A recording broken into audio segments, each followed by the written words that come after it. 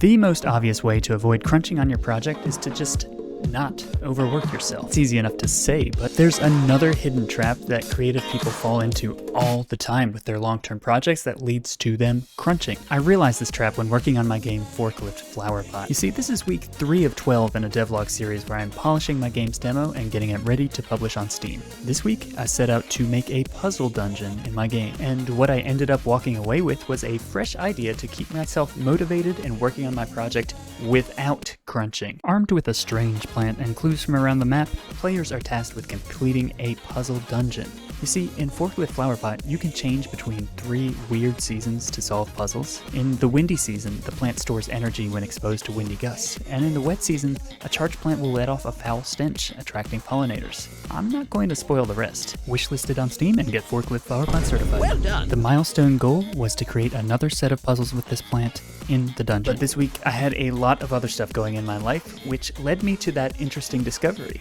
I can just cut all those extra puzzles and still hit my goal of finishing up that dungeon. So instead of adding extraneous mechanics, which is what a game developer would do if left unsupervised, I just decided to stick with what I had and cut out all the extra content. Monday was a holiday in the US, so I played Tears of the Kingdom. Tuesday I was playing catch up from last week, so I added the highlighting in on the menu on the Forklift Flower Pot's butt. Wednesday, I replaced this stock photo mole with a proper mole in my art style. Rest in peace to the stock photo mole. He's been there for almost a year now. I also did some environmental storytelling. Thursday, I started work on a boss encounter, or maybe you might consider it more of a CEO encounter. Friday, I made conveyor belts using Dutween's path system, and I got the dungeon to a solid V1. Wow. So is my answer to crunch just to cut everything out of your project, then you just don't even have a game at the end? Well, obviously there is some limitations of this strategy of looking at a milestone and trying to find the minimum viable game that will meet that milestone, but it's so important to just say,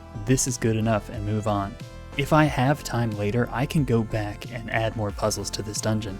It'll be really easy to do that, but I want to keep moving and polish what I have so I can make a demo for you all to play. There's gonna be opportunities to add more puzzles. As for your own projects and dealing with crunch, do what feels right to you.